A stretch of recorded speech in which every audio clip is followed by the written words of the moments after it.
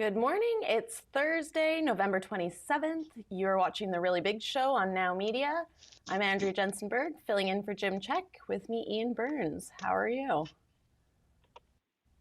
Joyous. I'm absolutely joyous. How are you? Yeah, pretty happy. Bit of a gray day down in Kelowna, but hopefully it's snowing up at Big White. A scandalous time for the Liberals. And Carney says Alberta deal focused on priority to have a pipeline. More details on the Stellantis contract, which cost taxpayers $15 billion. Also more details on the Prime Minister's Brookfield conflicts of interests. Skepticism expressed over Canada's dealings with foreign firms. Carney updates us on talks with Trump. And some more news from across the pond. All right, let's kick it off with Carney and Danielle Smith. They've got their Memorandum of Understanding announcement today, and we're going to go to that. Yeah, they've had a little handshake. This There's is we need to skip a little bit forward. They have a nice awkward encounter where she says, "Oh, you've side been by so side. busy." Minister, it's so Prime great to see you. Minister. I'm so glad you're here. How was your flight? Flight was very good. Good. Had a good sleep. Oh, God. You've been so busy. I've been watching your schedule. I thought I had a busy one, but my goodness, you do. The same. It's nice to have you here. Well, it's a pleasure to be here. Shall I say a few You want me words? to start? Yeah, How why about don't I you start? start? You're hosting. So. Well, thank you to the Prime Minister for being here today, and this is a really great day for Albertans. We have been working for some time on addressing the 9 bad laws, as I like to call them, that have been impacting our investment climate here, and I'm pleased that we've reached an agreement to substantially work on removing and revising those laws. I think what it's going to do, especially with the removal of the emissions cap on Alberta, as well as the removal of the net zero power regs, I think it's going to unleash an incredible amount of investment and allow us to work together on important nation building projects. So it's the first step, I think, of what will be a few more steps we have to take together, but I'm very pleased that the Prime Minister has heard our concerns and responded to them. Thank you very much, Premier. And look, it's a great day for Alberta. It's a great day for Canada. And at the heart of what is a multifaceted agreement, we have more work to do going forward, but a multifaceted agreement. In effect, it creates an energy transition, all aspects of energy, but really sets the stage for an industrial transformation. At the core of the agreement, of course, is a priority to have a pipeline to Asia. That's going to make Canada stronger, more independent, more resilient, more sustainable, because the way we're going to do that is in combination with the Pathways project, which will be the largest carbon capture project in the world. It'll mean that Alberta barrels of bitumen are amongst the lowest energy intensive in the world, therefore competitive not just for tomorrow, but for decades, as well as creating a whole new industry for Alberta and for Canada. In addition, agreements, or at least intentions around nuclear power, interties with other provinces. So stronger language than we've heard from the Prime Minister before, saying it's priority. Although, as usual, I've pointed out many times that that he doesn't speak English very well. He doesn't even understand words. I was having a go at that CEO from, or whatever he was, Chief Operating Officer from Brookfield, not knowing what the word comprised means. Same bloody day, Mark Carney came out and he doesn't know what that word means. He also doesn't, he doesn't know how to pronounce basic words like heinous. Like, he mispronounces it. Very, very strange for such a, he's like a member of the elite and has been since he was about 18 years old. But he just kind of fails in the basic art of communication, at least in English, well, and French too. But anyway, I've attacked him for that, but I almost think I'm almost certain now that it's intentional, because now we're all hanging on that word priority. What does that mean? That's kind of an ambiguous word, isn't it? Really, it's like priority is a word that can have a definite or indefinite article before it. Like, is it a priority or is it the priority? And what does it mean to have a priority? It's also confusing, as it always is with Mark Carney, and as I say, I think by design. And then you had the other thing that's going to catch a lot of people, or a lot of people's ears are going to prick up, including Jim's watching in Tokyo, I'm sure. which is the biggest carbon capture project in the world. We're going to have a new industry. We're creating a new How on industry. earth you could think that's an industry? I don't really know. It's not an industry. It's like giving yourself money. It's like eating your own tail. I don't understand how you could call that an industry. We're not going to be able to sell credits to the world, really, are we? I can't imagine many countries in the world are going to knock on our door and say, "Let's have some of those carbon credits, you genius Canadians." So that seems a little bit disingenuous to refer to it as an industry. But I don't know. It all kind of depends now on Danielle Smith, doesn't it? She's having the time of her life there, apparently, though she is just about to go into her party's conference. I think it's tomorrow and the weekend, where they're going to review her performance and scrutinize what she's done. Principally this deal. So maybe she's trying to put a smile on a bad deal. I don't know, but she's been behaving quite positively towards Mark Carney, and that continues. She seems happy now. So I don't know. As has been the case with everything with Mark Carney, we just have to wait till we can read between the lines. Yep, Danielle Smith seems happier, but the Liberal MPs are not happy about this. Lots of the hard left on environmentalism ones are not thrilled with this new deal. Yeah, and Stephen Guilbeault's the big one. He doesn't even have anything to do with environmental policy anymore. He's still in the cabinet, but he's supposed to be in charge of the media, which is why I keep trying to get an interview with him so I can talk to him about Bill C-18 and the impending doom that faces Canadian media outlets. Obviously, he won't talk to me, though. He's much happier to walk through the House of Commons and talk to random reporters about environmental policy and go to Brazil for the COP. It's a very strange situation with Stephen Guilbeault because he's kind of like the shadow environment minister. He is the environment minister. I mean, the present environment minister, Deborah Sin, I don't think anybody even knows who that is. You never get to see her. She never says anything or does anything. It's really Guilbeault still. So a lot of this talk, and in these two articles, one in the CBC, one in the Globe and Mail, a lot of it revolves around Stephen Guilbeault and whether he's satisfied. But apparently word on the street is that there's tension. And and Stephen Guilbeault apparently they're worried that he might resign, but he hasn't done it yet. So, and then there's a few other MPs who've come out and said things like Mark Miller, Nathaniel Erskine Smith, who's already outside of the tent peeing in anyway, so he's not a big loss necessarily, but a few of them have grumbled when they've done these little interviews in the House of Commons. But yeah, I mean, it's obvious. We all knew this anyway. This is the reason that Mark Carney has been behaving so strangely on this subject, because he's trying to appease these people. Particularly, I mean, there's some in British Columbia, obviously, but particularly in Quebec and particularly in Montreal, that city that mysteriously has so much power over Canada and Canadian affairs. And moving on to the Stellantis deal, for those who aren't up to speed, in 2023, the Liberal government signed a deal with the automaker, which committed up to $15 billion in taxpayer subsidies for the EV plant. However, this year Stellantis moved its factory to the United States. Jobs were lost, and it appears that taxpayers are out billions with nothing to show for it. Yesterday, we learned that Melanie Joly, who's the Minister of Industry, never even read that subsidies deal. Yesterday, we also learned that she has absolutely no interest in being kicked out of the cabinet and going off to Paris to be ambassador to France, as was rumored. And she's all about industry, and she came out and said the best line I think Joly has ever come out with. We should probably have had the video, but we didn't do it. But she came out and said, my main strengths are economics and geopolitics. I was watching it live, and she gives me genuine joy. I was ecstatic. I was laughing at that so hard. But yeah, I mean, if you want a reason to get rid of someone, this is a pretty good one, isn't it? If you're going to fire somebody, this is about as good as it gets. Screwing up a multi-billion-dollar deal, not even reading the documents like that you're supposed to be an expert in.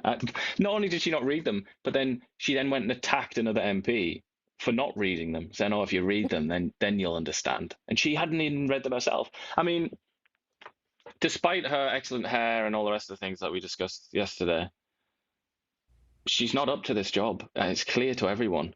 And if Canada's in a fight for its life, as the Liberals keep telling us, you can't possibly be putting people like that in the front lines unless you want to lose the war. You know, it's just madness.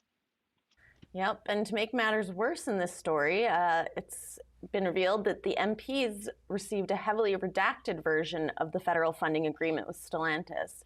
Key details, like job protections, are effectively invisible, while the automaker itself failed to show up for a parliamentary hearing this week, blaming a technology glitch. It's just too easy, that, isn't it? That's like, I don't know why we let our overlords get away with those kind of excuses, like dog ate my homework excuses. Century, and yeah. that's why it was so important, I think, to hold the Conservatives to account for that budget fiasco. Andrew Scheer pretending that his app didn't work. We have to hold these people to account, even with them. And I know a lot of people that reacted to that show were Conservative supporters, and they thought that we were letting the team down.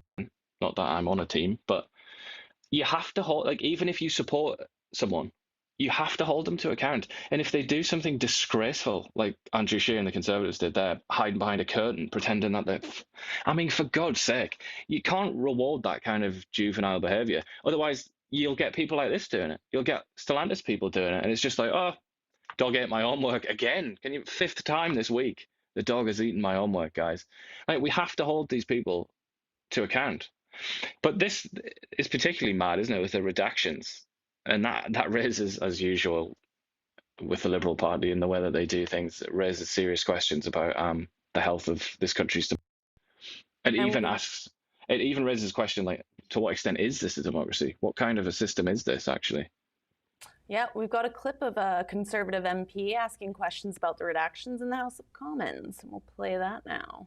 Did you consult with the minister on these redactions? No, we did not interact with the minister or the minister's office related to the redactions. So you're given free rein and the minister has no oversight to what the department does? We were satisfied that the spirit of what was requested was followed by Stellantis, as has been the case in previous cases where we've had interactions with companies. Well, I hope you leave today with the impression that members of Parliament are not satisfied with the state of the documents as they are. We requested unredacted documents. Has the minister seen the fully unredacted contract? If she has, it wouldn't have been through my office, so my sense is no. I've actually not seen the fully unredacted version myself. You said everybody at the table had seen it earlier. Now you're saying you haven't.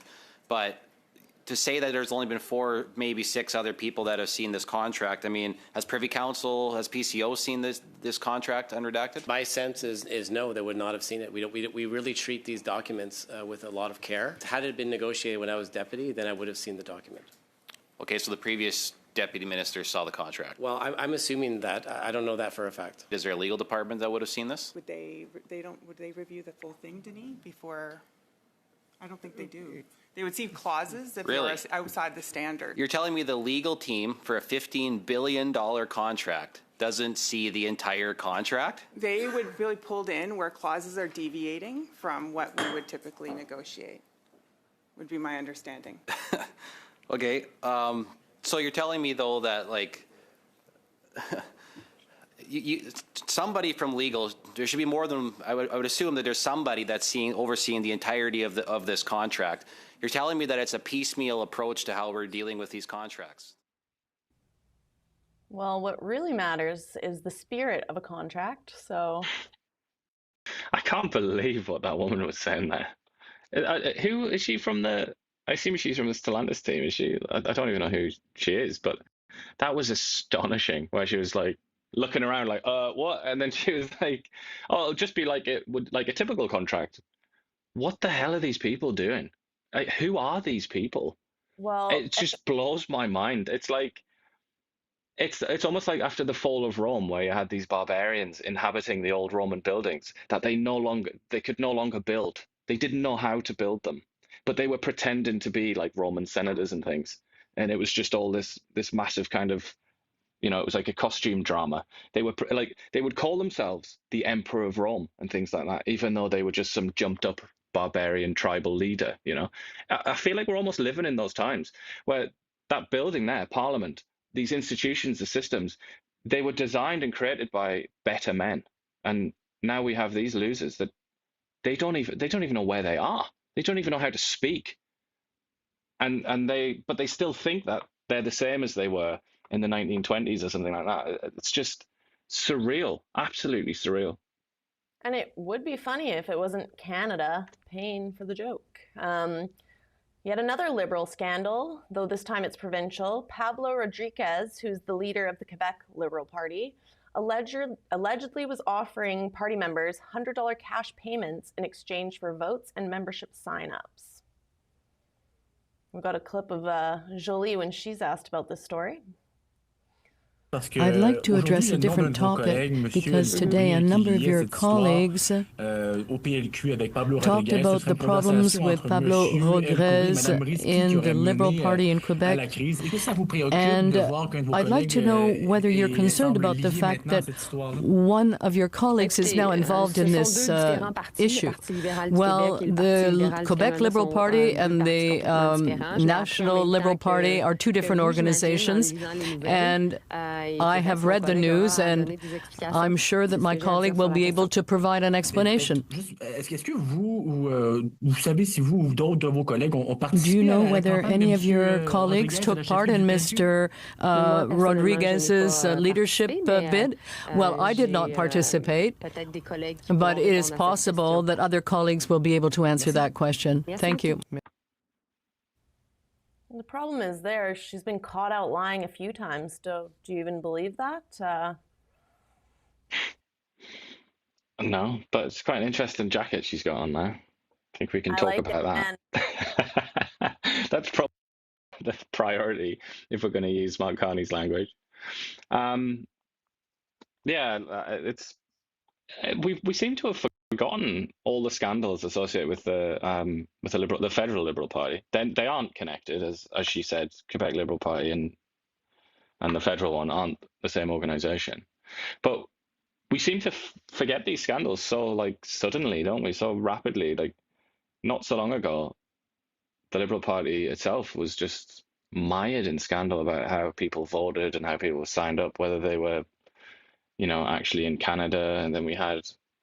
Not to mention people just being turfed out of the party as an inconvenience, then replaced by Mark Carney there in Nepean. There's so many of these scandals, but I guess if you're a political operator, you think, who's talking about that now, other than us in this brief moment in time? Nobody's really bothered. So I guess they'll just expect this to kind of dribble away, and it probably will. Yeah, they've not been held to account. Holly Doan at Blacklocks is reporting that in the House of Commons, Conservative and Bloc MPs tried to ask questions about this potential scandal, and the Commons Speaker shut them down, declaring any inquiries on the matter off limits. I mean, it was a provincial matter, but... Yeah. Well, I guess, probably protocol was being adhered to there. So I don't know. But then again, almost anything can be made federal, can't it? It's quite a... I'm not an expert in parliamentary protocol, but I'm sure there'll be some kind of a loophole he could have used if he wanted to. Well, the argument that the Conservative MPs made was that anything in the news was worthy of being discussed in the House of Commons. So, well. Seems like a bit of a vague condition, doesn't it? Well, anything being discussed in the news. Full of vague conditions. I think that's part and parcel of Parliament. Also this week in the House of Commons, it was revealed that Prime Minister Mark Carney personally met with Brookfield executives in his office last month. On the surface, seems like a clear ethics breach, given that we know he still receives payments based on the company's performance. Conflict of interest and ethics screen he has on Brookfield. We found out this week that the Prime Minister met with Brookfield executives behind closed doors in his office in October, proving that his ethics screen is more like a smoke screen. The Prime Minister and Brookfield stand to gain millions from his policies. He knows he can't have any contact with Brookfield, but he met with them anyways.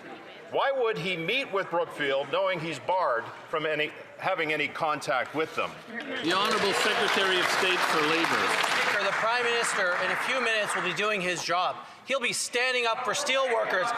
Every project, every infrastructure project in this country depends on one thing, Mr. Speaker, Canadian steel, strong Canadian steels, and the workers who produce it, Mr. Speaker.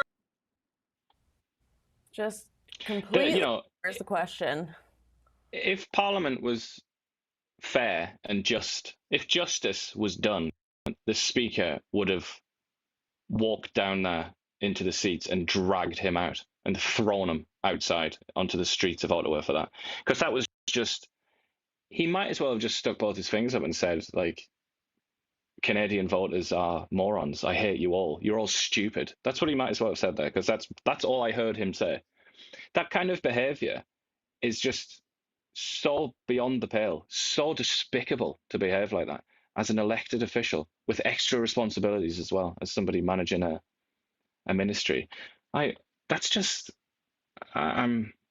disgusted to the point of fury by that. And what a shame. What a shame again that it's the party that says that they try and defend democracy and democratic norms doing that.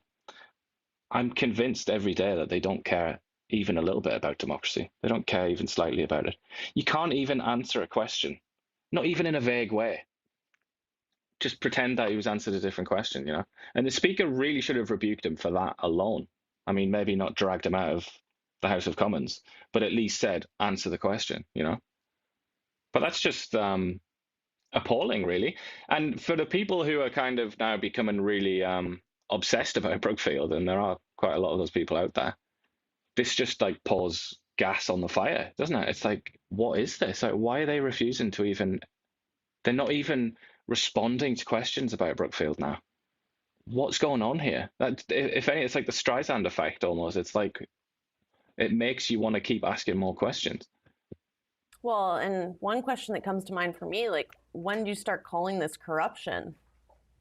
Brookfield has its hands in so many deals we've seen being made by this government, and then our Prime Minister is meeting with them behind closed doors, and he only resigned from the company in January of this year.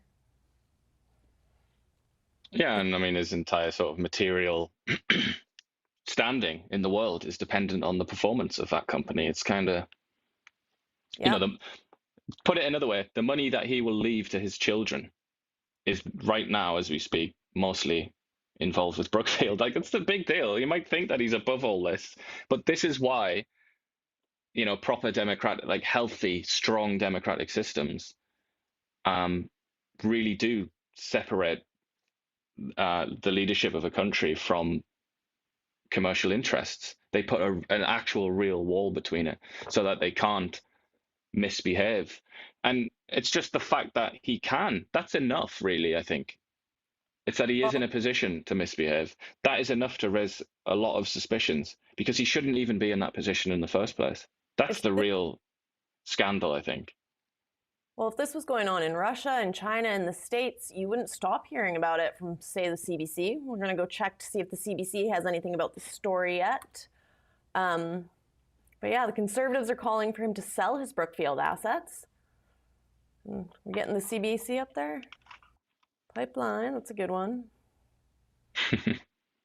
Oh, I want to read that one. Carbon capture in a nutshell. I'm sure that's 100% above board and honest. Mm-hmm. Yeah, nothing. Is this actually the first image of dark matter?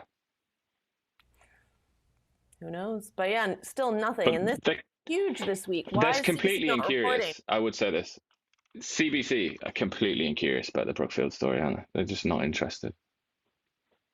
Nope. So yesterday we talked about how Nokia is building a campus in Ottawa, but is this actually a win for Canada? Toby Lutke, just don't know if I said that right, points out that it looks like this deal is going to follow a trend that actually harms Canadians. I'm going to read out this tweet for people only listening to the audio because it does explain it well. What you are actually doing here is to bribe Nokia to put these jobs into Canada by paying hundreds of thousands of dollars per job from taxpayer money. What this does is to lower the cost basis of Nokia per employee. This has been going on for decades, called FDI, which all civil servants think is a good thing. I spent a lot of time explaining, oh, I lost it there. It's not good because essentially, American and overseas branch offices can employ Canadians at half the cost to all the Canadian companies around them due to these subsidies. Not good. And then goes on to say, they're toxic. We should not do them at all. It was never meant to be this way. Etc., etc. Yeah, I mean, it's a pretty strong point, isn't it? And, his argument, I can't, does he write it in here? Yeah. So his argument is that this basically is like an institutionalized disadvantage for Canadian companies, and that they're actually better off abandoning Canada completely, registering in the US or something, and then coming back, and then they'll get this special treatment from the federal government. But they're doing this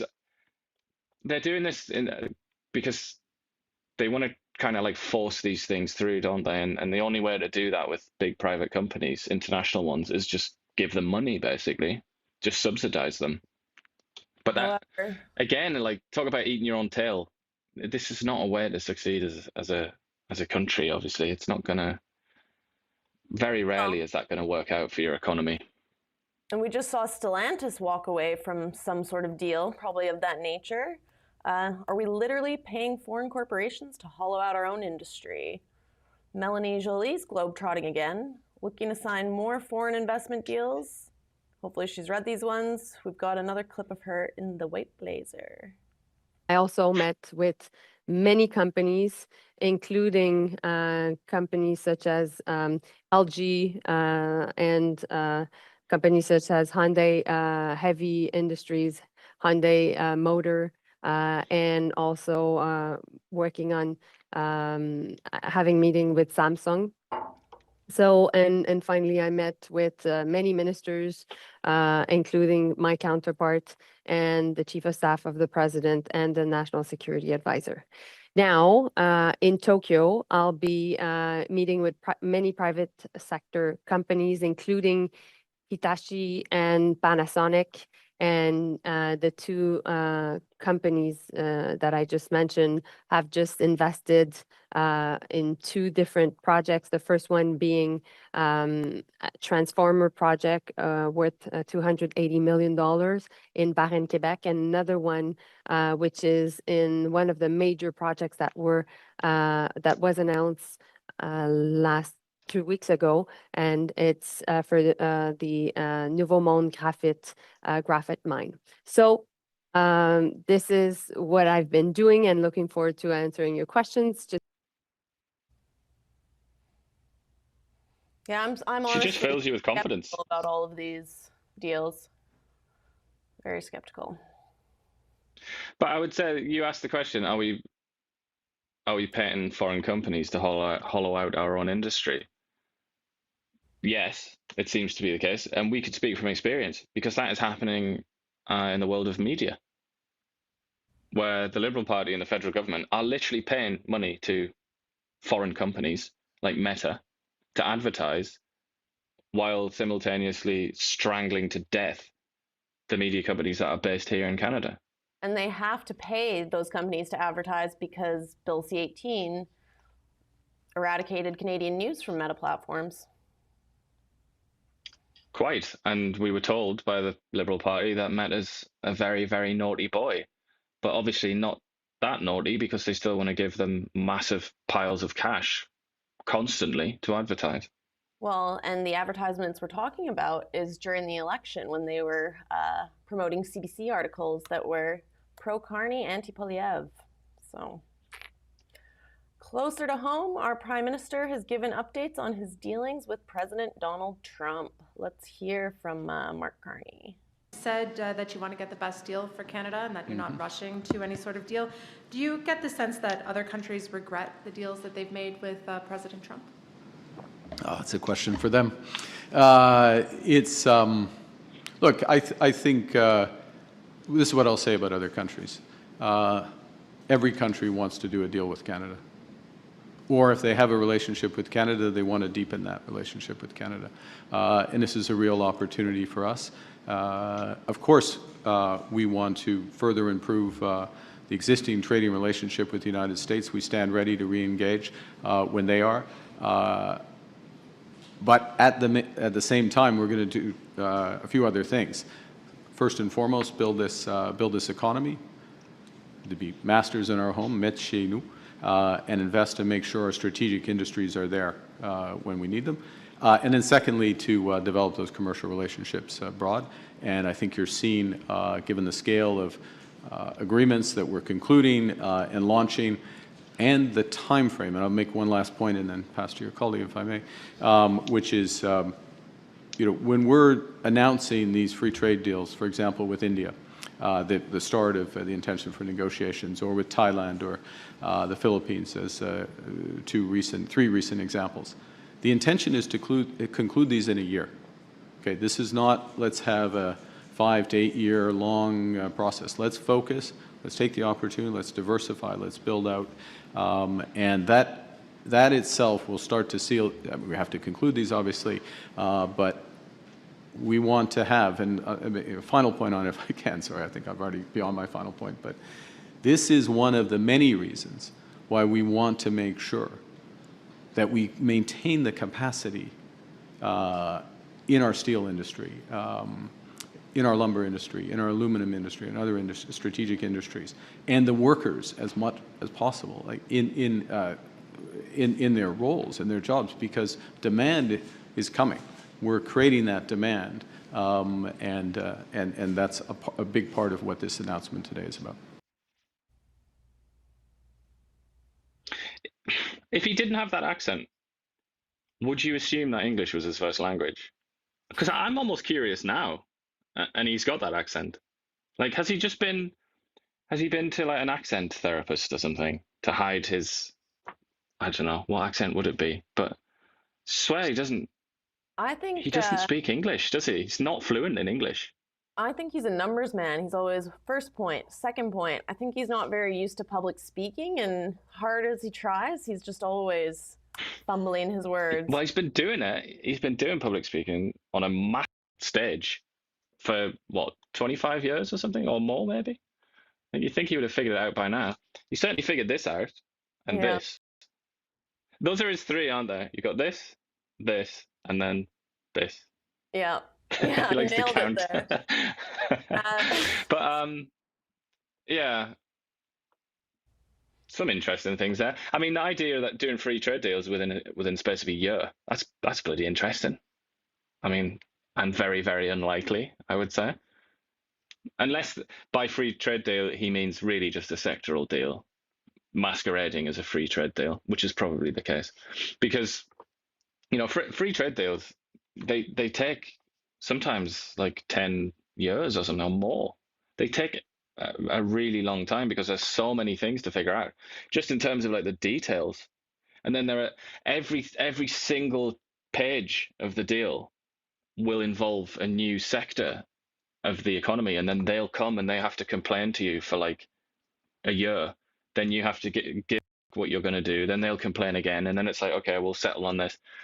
I just can't imagine that's an accurate prediction from him. Well, we've got another clip of him from the same press conference. Let's hear what he's got to say. You mentioned in French that you had a conversation with Donald Trump over the last 24 hours. Yeah. Can you elaborate on that, please? And also, when you go to Washington next week, will you bring up with him the pain that our sectors are currently facing and talk about re-engaging? I'll bring up with him what I bring up with him when I see him. These are points I do make to him. My exchange with the president yesterday was not newsworthy. So it wasn't about... I just responded to a question, wasn't newsworthy. How's that? Next question. I think that's for us to decide. I wonder what that question was. Yeah, what was the question? And they will be meeting next week to discuss, or at the announcement of the FIFA World Cup next year, which I'm very excited for. But that's the capacity in which they'll be seeing each other, is Yeah, it's not like they've made this arrangement. It's for because it's Mexico, the United States, and Canada are joint hosting the 2026 World Cup. Well, he did say he's gonna speak to him, like beyond just how about that soccer, huh? Like he said that he is gonna have a conversation, but he did say, like, in his words, I don't want to over dramatize it. That's what he said. I mean, while over dramatizing in the process, obviously, as is often the case with our beloved Mark Carney. But yeah, I really do wonder about that question. I mean, I don't know. Was the question just, are you coming to DC? Lol? Question mark. Was that the question? I don't know. But I'd be interested to know, like, what else could it have been? I mean, maybe he asked him, I don't know, are you going to build a pipeline? I don't know. It is interesting. I would love to see, and I'm sure if I live long enough, I will get to see all the text messages that Donald Trump sent during his presidency, because I'm sure at some point they'll be made public. Do you think either of us will live long enough to see the World Cup coming home to England? To be fair, I mean, they really are one of the best teams in the world right now. Like that's not just Southgate's gone now. I always hated Southgate, so you know what? Let's bring it home. If a German wins the World Cup with England, then that would be funny, wouldn't it? At least that would be funny. That would finally be sufficient apology for the Second World War, I think. Yeah, I would agree. All right, so today, not only do Alberta and Ottawa announce their memorandum of understanding, federal government is announcing new measures to protect Canadian steel and lumber industries, two sectors that have been heavily hit by the trade tariffs. I mean, he's been accused again of not doing enough. You can see why when you read this.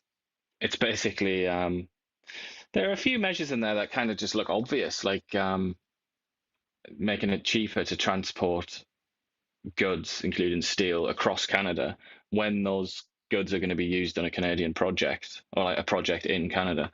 Like stuff like that, it amazes me that wasn't done a very long time ago.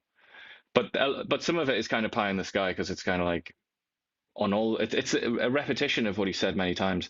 On all these projects that we're building, we're going to use Canadian steel and Canadian lumber. It's like, but we're already doing that. I thought, like, you said that ages ago, but it's kind of the same thing.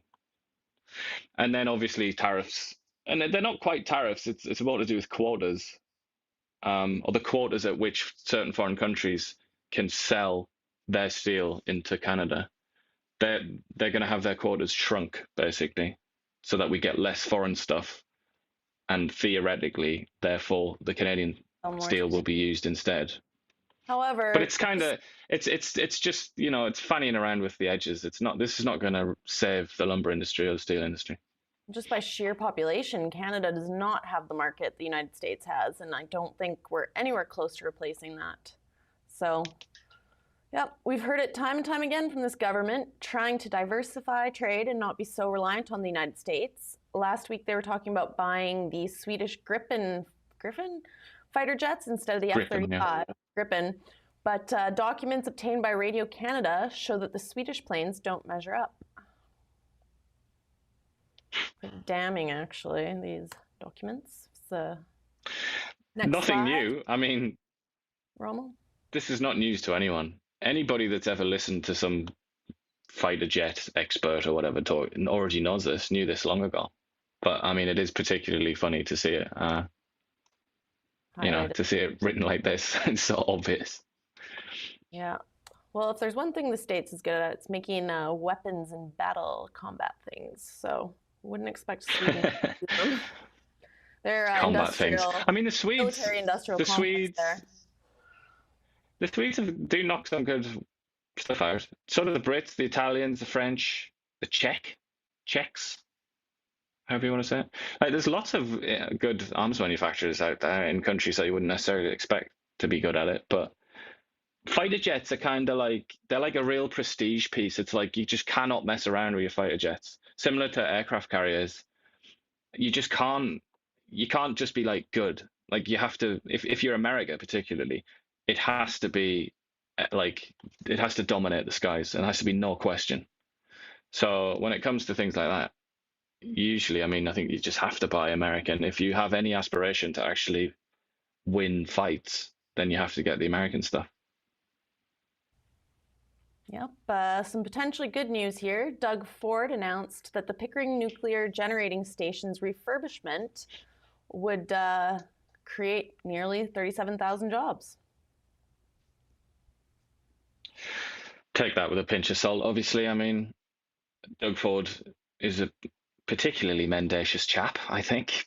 But politicians in general always say things like that about, they always give you a number for jobs, and it's like, you know, nowhere near that in reality, but whatever. Obviously, it's going to require some jobs, so it's good.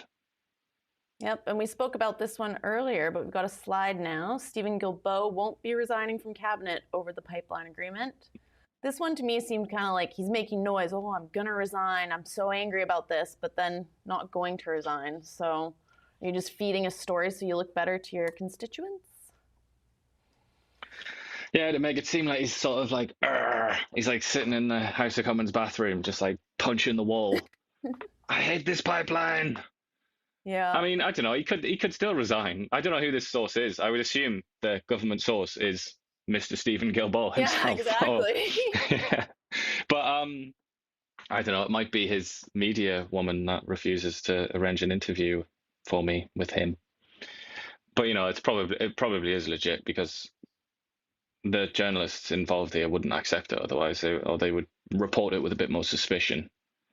But it's tricky for old Guilbeault. I mean, yeah, what does he do?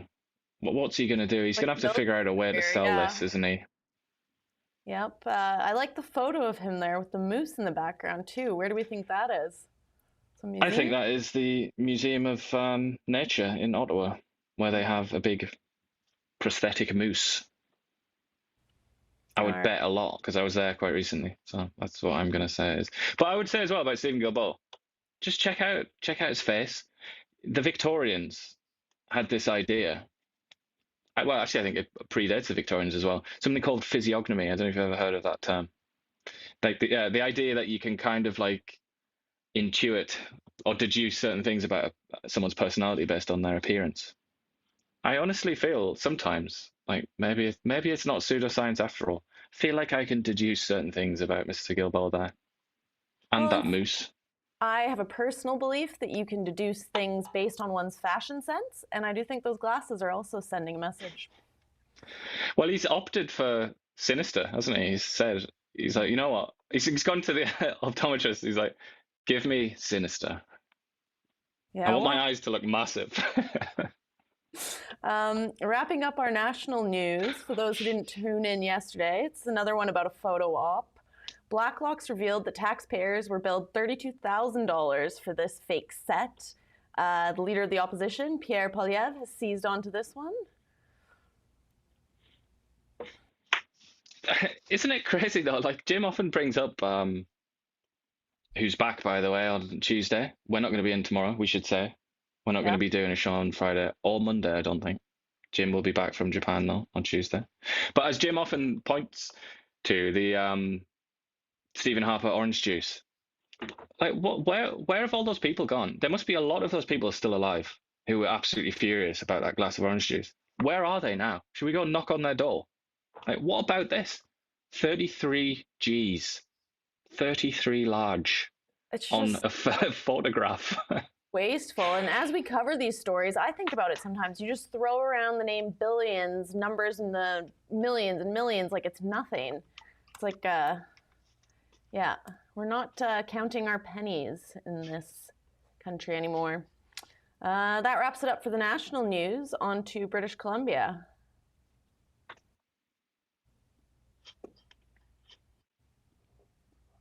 Coming to you live from the Now Media Newsroom.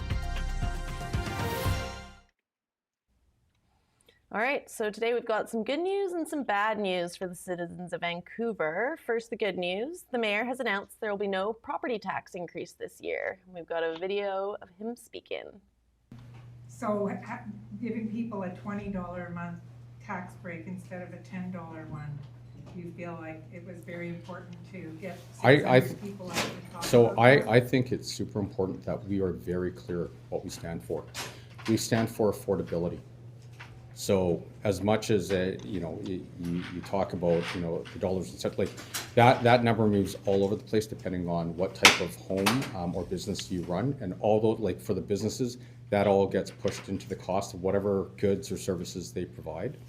But we have to be very clear that we stand for affordability. We wanted to send a signal out there, just like we sent a signal that we stand for public safety. It couldn't be any more clear. We're the only party that stands for public safety, whereas other elected officials here that aren't standing behind me, they dance around the issue or they vote against it. We stand for our firefighters, and we stand for doing the core services that the City of Vancouver, the residents want. It's our responsibility to make sure that potholes are filled and sidewalks are safe. Some people think that that's nice to have, but I can tell you, having spent over 2 decades in seniors care, a tripping hazard is actually a life or death thing for most seniors. So this is a real issue. So we're running our city the way it should be run. I guess it's good they're focusing on affordability in one of the least affordable cities in the world, I think, at this point. But also, and I'm sorry, Vancouverites out there, but one of the least sensible cities in the world. So it's a bit weird that he's preaching sense. I don't know how many people are going to hear that in a place like Vancouver, but good luck to him. And the bad news for Vancouver is that the annual Celebration of Light fireworks have been canceled indefinitely after 33 years. Mark Nixon here getting a little annoyed that Ottawa found money for other events and none for Vancouver, but I know Niagara Falls It's sad, isn't it? People love fireworks. Niagara Falls instituted a tourist tax that they use to pay for their fireworks. So if you buy a lot of things in Niagara, you show that you're a citizen, you don't have that tax, but in many places, if you're a tourist, you get taxed, so. Well, if it pays for fireworks, that's like the modern version of the gladiatorial games or something like that, isn't it? It's like something that you give to the unhappy crowd. Bread So and it is sad, yeah.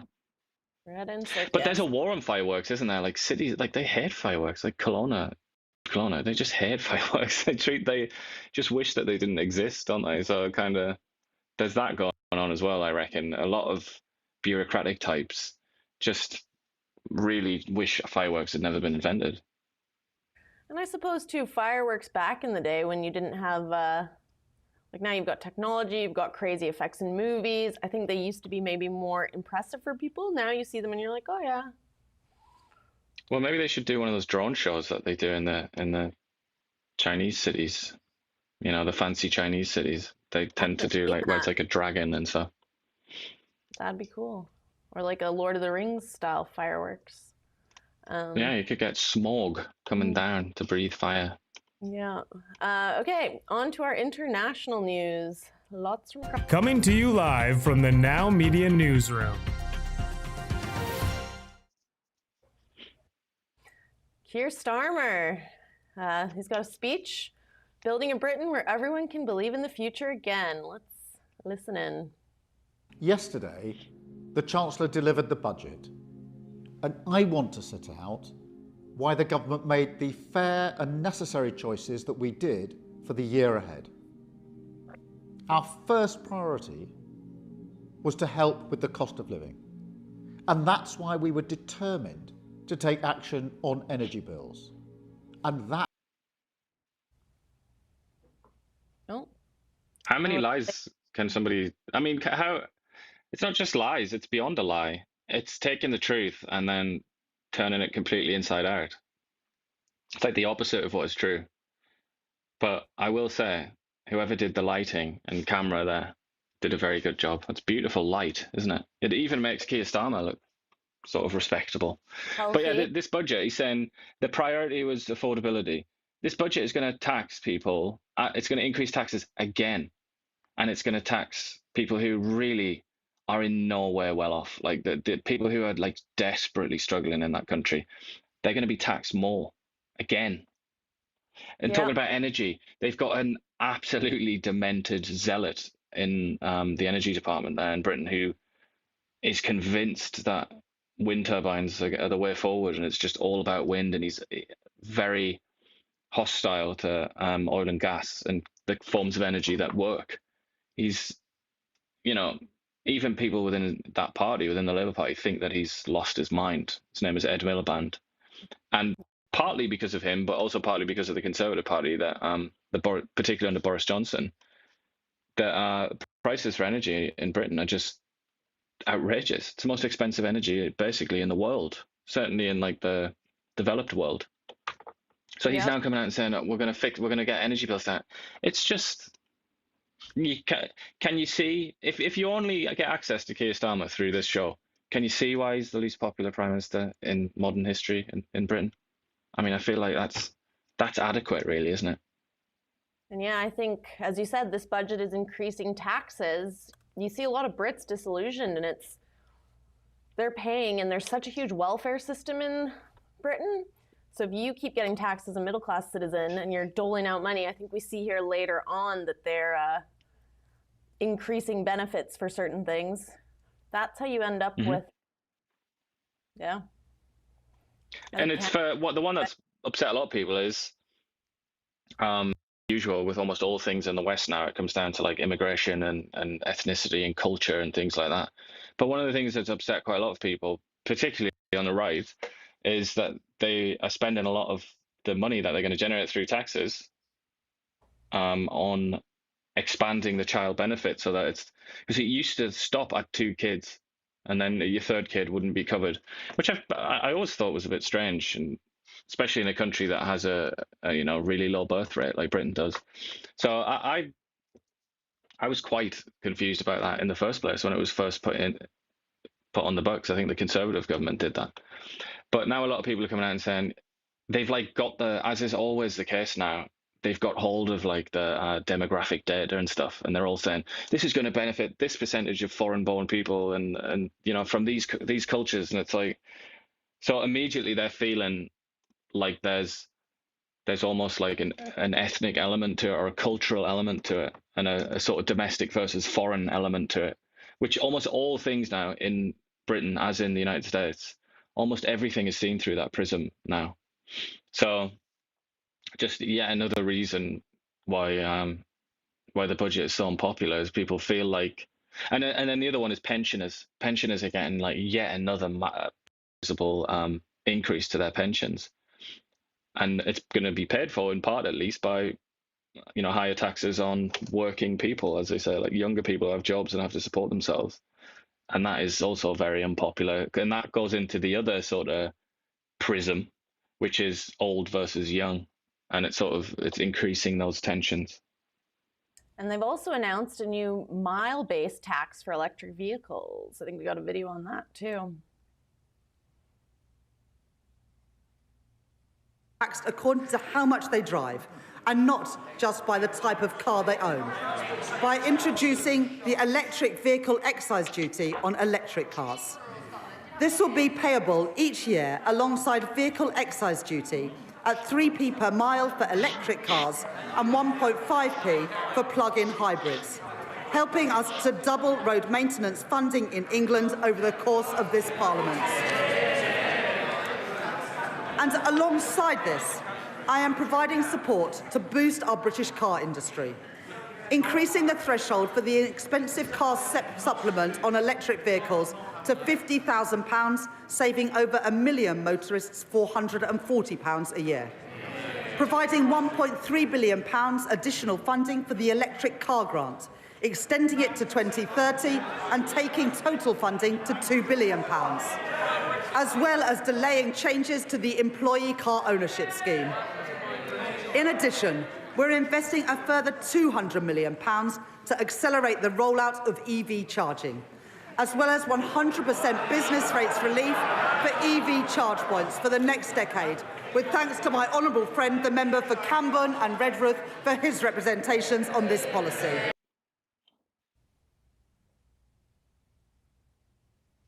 I mean, Britain is really trying to cement its place as like the least free West, isn't it? It's so unfree that now you'll be taxed based on How much you how drive. far you drive. Like it's almost like you're in a taxi, and it's like, you know, it's ticking along. The meter ticks along, and it's just people were they were seduced into buying electric cars in England. It was like, got to do it, got to save the environment, guys. And now here we are a few years later, and it's like, oh, by the way, we're going to tax you by the mile, you filthy little peasant. It's just like beyond the imagination of King John, isn't it? It's just like they're managing to extract taxes in ways, you know, never thought possible. Well, gotta congratulate them on their ingenuity, I guess. We've got one more clip from England. Apparently energy bills are going to drop by £150 per year. I like that. Why are they... Good they hold them to account there. I like how they, you know, keep asking her, keep badgering her. But yeah, I've never noticed that. Lean. That's Ed Balls is one of the people there. He used to be the was he the Chancellor? Or he was the Shadow Chancellor anyway? I think he was actually the Chancellor at some point. So he's an old Labour politician anyway, Ed Balls. It's just absurd that he's now like doing a breakfast TV show interviewing somebody in his party, like somebody that succeeded him in his job, basically. And yeah, but that gives you an idea. Jim and I have talked about this a lot of times. Gives you an idea of how politicians are spoken to in England, and compare that with Canada. Can you imagine anybody, Champagne, Jolie, something like that, being held to account like that? And this is just like breakfast TV. Like they get little kids in who've like built something out of Lego, and it's like, wow, you built this out of Lego. Well, like, and then for our next item, we're going to chat to the Chancellor. And even they do a better job than, like, you know, the big CBC boys and whatnot. It's should be humiliating, I think. For Canadian TV journalists watching that should be humiliated. I think that's a cultural thing, though, because England, like British people are more direct. Canadians tend to be very passive aggressive. So I think they're not used to direct conflict. Canadians. I think that's part of the reason why we don't see. Another part is a lot of the media is funded by the government here. Yeah, we've talked about that as well, Jim and myself, about how it is a cultural thing, and that's definitely true. It's very hard to overcome that. But Canadians, you lived in Toronto for however long, you know that there are Canadians out there who they do exist, who can be quite sort of forthright. Just give them jobs. I mean, most of the media companies are headquarters in Toronto. Yeah, there you go. Bob's your uncle. Get you into the room so you can start. I think I'd be shooed out quite rapidly. Yeah, we'll see. We'll see. Back on this side of the ocean, Elon Musk is expressing shock, I guess, over the Biden administration's failure to vet Afghan refugees. This was during that. And they pulled out of Afghanistan rapidly under Biden and did not go well. Yeah, I mean, a catastrophe for America's reputation. Yeah, in many ways. But this is, I don't know if you've got the next slide as well, Trump coming out and very, very forceful language, like talking about being forthright. And just good old-fashioned aggressive rather than passive-aggressive. Trump just came out instantly and he says, like, no more Afghan immigration applications. Just not going to process them anymore. And what's very interesting about this, you may be familiar when it comes to Afghan immigration in particular, you may be familiar with the argument in defense of it, which is they helped us in Afghanistan, which I always found strange. I thought it was meant to be the other way around. I thought the Western countries were helping the Afghans to escape the rule by the Taliban and create a new modern country. I didn't realize they were helping us help them. But anyway, often one of the arguments is, oh, but they helped. Now we have to have them live in our country. Well, it turns out this guy is also one of the Afghans that helped. And like, unfortunately, way too many of these Afghan refugees or migrants, whatever, he has gone on to commit a crime. And that shouldn't be too surprising when you think anybody that knows anything about Afghanistan knows it's one of the most violent countries in the world. Shouldn't really surprise you that people that come from Afghanistan, as a group, on average, are going to be more likely to be involved in violent incidents. That's certainly, that can't possibly surprise many people. But this argument has been going on in the background for ages, and I get the feeling that Trump and his team, that they've just kind of taken the opportunity presented by this, the opportunity of a crisis, and just said, okay, we'll do this thing that we wanted to do anyway. Yeah, because it was an Afghan who shot the 2 National Guard members in D.C. That's what's been reported. Yeah. Indeed. And then they came out and said he was dead. Said they were both dead. It's a man and a woman, isn't it? But then that was the West Virginia governor, I think. And then somehow that was inaccurate. They are still alive, but I think they're in pretty serious state right now, critical condition.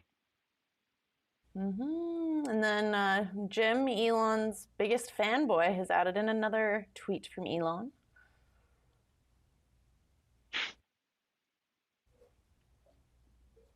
There we go. I think Nazi has lost its meaning as a term. It's kind of like Hitler. The word just thrown around. It certainly has lost its meaning, because there are literally, to my knowledge, there are literally Nazis alive today. I mean, maybe there's like 110-year-old Nazi still somewhere hiding in an attic somewhere in Germany. But basically, Nazis are gone, and so's Nazism. I mean, I'll do the classic. I'll do the Melanie Jolie. Read a book, and then you'll know that it's finished. So at least have the common courtesy to call them neo-Nazis or something like that. Then that's vague enough to give you a bit of plausibility. But to use the word Nazi or even fascist, when people do that, when they misuse those words, it's almost like them telling me that they're completely ignorant, and there's no point having a conversation with them, because they literally haven't even done the basics of reading. They don't understand the basics about the world. And it's a bit of a boy who cried wolf. If you call everyone a Nazi, then definitely doesn't matter anymore. Alrighty. Yeah. That is our show for the day. We are live every weekday at 9 a.m. Not going to be here tomorrow, not going to be here Monday, but Jim will be back with you on Tuesday. Yeah, the return show. And I will be in Mexico. Be a big deal. All right. Enjoy. That's it for the day.